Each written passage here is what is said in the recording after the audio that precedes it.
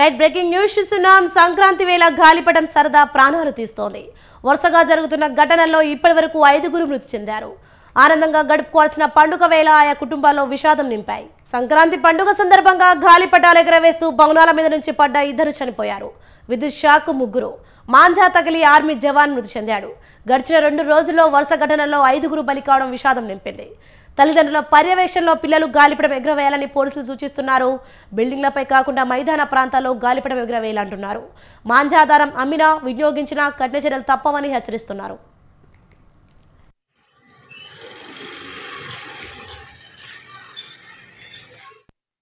Right, ఇదే అంశంపై మరింత సమాచారం మా ప్రతినిధి పవన్ ఫోన్లో అందిస్తారు. పవన్, చెప్పండి, సంక్రాంతి వేళ గాలిపటం సరదా ప్రాణాలు తీస్తున్నట్టు చూస్తున్నాం, దీనిపైన అప్డేట్స్ ఏంటి?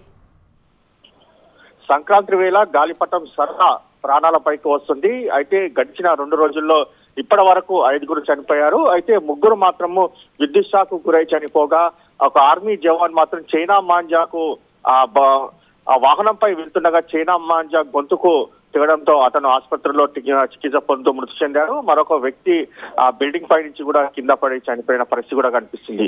మొత్తానికి మాత్రము గాలిపటం సరదా మాత్రం ప్రాణాలపైకి వస్తుంది కాబట్టి చాలా జాగ్రత్త వహించాలి. తల్లిదండ్రులు ఆ పిల్లల పర్యవేక్షణలో పతంగులు ఎగురవేయాలి. అంతేకాకుండా ఆ భవనాల పైన కాకుండా ఖాళీ మైదాన ప్రాంతాల్లో యొక్క పతంగులు ఎగురవేయాలని చెప్పి కూడా ఇప్పటికే దీనికి సంబంధించిన తల్లిదండ్రులకు కూడా సూచనలు కూడా జారీ చేశారు. మొత్తానికి చూస్తే మాత్రము సంక్రాంతి వేళలో హైదరాబాద్ లో పూర్తిగా దీనికి సంబంధించి విషాద ఛాయలు అనుకున్నాయని చెప్పుకోవచ్చు. ఎందుకంటే గడిచిన 2 రోజుల్లో 5గురు దీనికి సంబంధించి కూడా ప్రాణాలు కోల్పోయారు. ఒకరేమో అత్తాపూర్ తో పాటు అల్వాల్ యొక్క లంగర్ హౌస్ ఈ యొక్క ప్రాంతాలకు సంబంధించిన ప్రాంతాల్లో ముఖ్యంగా హైదరాబాద్ లోనే ఒక 5 మంది కూడా చనిపోయినట్లుగా మనకు పూర్తిగా దీనికి సంబంధించి తెలుస్తుంది. కాబట్టి ఇప్పటికైనా అంటే ఈ రోజు కూడా చాలా మంది కూడా గాలిపటాలు ఎగురవేస్తారు కాబట్టి దీనికి సంబంధించి పూర్తిగా జాగ్రత్త చర్యలు కూడా తీసుకొని మరీ యొక్క పతంగులు ఎగురవేయాలి.